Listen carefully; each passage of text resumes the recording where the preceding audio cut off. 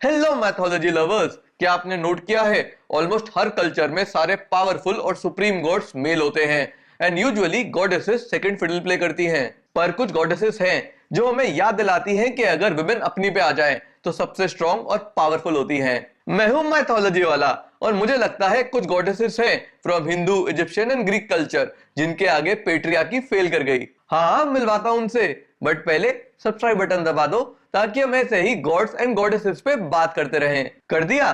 तो चलिए स्टार्ट करते हैं। गॉडेस वर्शिप सदियों से चली आ रही है, मे बी स्टोन एज से। यही नहीं, सबसे पुरानी सिविलाइजेशंस जैसे कि हड़प्पन या इजिप्शियन, दोनों में गॉडेस वर्शिप किसी न किसी फॉर्म में हुआ करती थी। बहुत से कल्चर्स तो अर्थ को वुमेन से जोड़ते हैं क्योंकि both are fertile and have the sacred ability to give life. In fact कुछ स्कॉलर्स का यह भी मानना है कि बहुत से कल्चर्स में पहले मैट्रियार्कल सिस्टम था जहां पे women dominated and called the shots before patriarchy took over. And Hindu goddess Kali, Egyptian goddess Sekhmet और Greek goddess Nyx में हमें पावरफुल मैट्रियार्की क्वालिटीज मिलती हैं। हिंदू कल्चर की prominent and fearsome goddess, she is dark skinned as her name tells. ये necklace of skulls पहनती है और लॉन्ग अनकेप्ट हेयर रखती है जो कि इंडिपेंडेंट और वाइल्ड नेचर का सिंबल है। काली के गुस्से और रौद्र से सारे देवता और गॉड्स भी डरते हैं। शी इज ऑल्सो कॉल्ड रक्त विलासिनी। बताओ why? Because she help killing the राक्षस रक्त बीज। चलो पूरी स्टोरी बताता हूँ। रक्त बीज एक पावरफुल राक्षस था जिसे हराना नेक्स्ट टू इम्पॉसिबल था। पता है क्यों? क्योंकि वो खुद को डुप्लीकेट कर सकता था ग्राउंड पर गिरी अपनी ब्लड की हर ड्रॉप से। क्रेजी पावर है ना? During a battle with goddess Durga, रक्त बीज इंजर्ड हुए जा रहा था एंड एक के बाद एक अपने डुप्लीकेट बनाया जा रहा था। अब सबको लगा के गेम ओवर हो गया है and he will rule the world.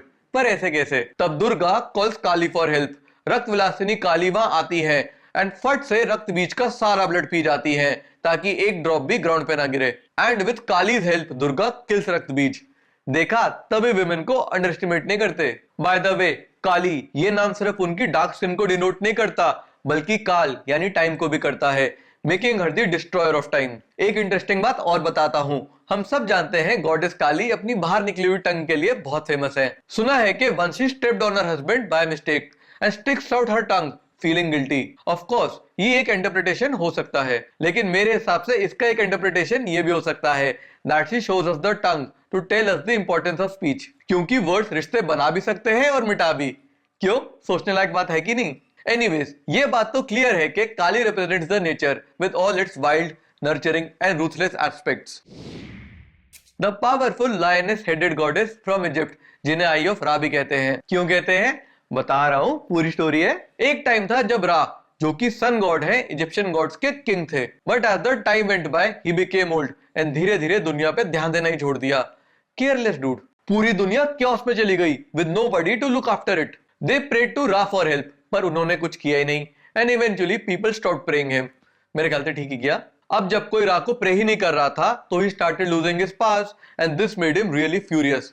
Another case of fragile Meligo. गुस्से में वो अपनी आई निकालते हैं and turns it into what? हाँ, Sekhmet, the lioness-headed goddess. She was full of power and fury, and Ra उन्हें humanity को सबक सिखाने को कहते हैं because they disrespected him. हाँ, अपनी करतूत नहीं बताई। She destroys everything left, right and center. No one could stop her. उनके एग्रेशन और डिस्ट्रक्शन को देखकर Ra तक घबरा जाते हैं और रुकने को कहते हैं। Wow, but Sekhmet refuses to listen and continues her killing spree. जब सारे गॉड्स और ह्यूमंस हेल्पलेस हो जाते हैं तब Ra comes up with a plan. He tells gods and humans to make a special potion with 90% booze and 10% human blood and फिर उससे सेखमेत को देने को कहते हैं। मुझे तो ड्रिंक सुन के अच्छी नहीं लगी, but Sekhmet drinks it all and पीने के बाद मस्त हो जाती हैं। फिर वो चुपचाप सेखमेत के पास जाते हैं एंड उनकी बहुत सारी गॉडली पास वापस ले लेते हैं। आई एम नॉट लाइकिंग रा। आपको अच्छे लग रहे हैं क्या? इसके बाद जब सेखमेत उठती है तो उनकी पास पहले से कम होती हैं। She mellows down a bit and the world is saved, but cheating से। ये मत समझना कि वो पावरलेस हो गई। She is still more powerful than most gods। आपने एक बात नोटिस करी जो मैंने करी? कैसे स्टोरी में एक पावरफुल गॉडेस को एक मेल गॉड क्रिएट और कंट्रोल कर रहे हैं। आई डोंट नो व्हाई, पर कुछ लोग अनकंफर्टेबल हो जाते हैं इंडिपेंडेंट स्ट्रॉन्ग वुमन को दिखाने में जिसे एम्पावर होने के लिए कोई मेल नहीं चाहिए। मेरा तो ये स्ट्रांगली मानना है कि एक टाइम पे सेखमेत एक इंडिपेंडेंट गॉडेस होंगी जिन्हें ग्रेजुअली रा की कल्ट में डाल दिया गया। Anyways, Sekhmet was strong enough to sustain this onslaught and remain powerful in her own way.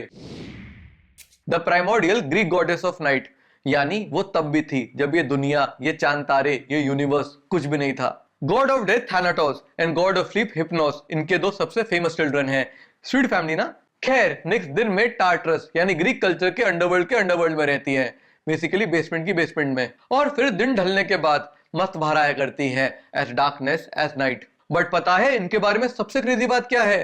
कैसे पता होगा, मैंने अब तक बताया ही नहीं। सबसे क्रेजी बात यह है कि king of Greek gods Zeus, जिन्हें सारे गॉड से स्ट्रॉन्गेस्ट माना जाता है, जिनके लिए कहा जाता है कि सारे गॉड्स मिलकर भी उन्हें नहीं हरा सकते, वो ज़्यूस जो विमेन की धेले की रिस्पेक्ट नहीं करते, वो निक्स से डरते हैं। यस सही सुना, चलो शॉर्ट में बताता हूँ। During the famous Trojan war Zeus Greeks की हेल्प नहीं करना चाहते थे, लेकिन उनकी वाइफ हेरा वांटेड टू। इसलिए हेरा हिप्नोस को, जो कि निक्स के बेटे हैं, उन्हें कहती है ज़्यूस को सुलाने को, एंड वो सुला देते हैं। But when Zeus wakes up he is really angry.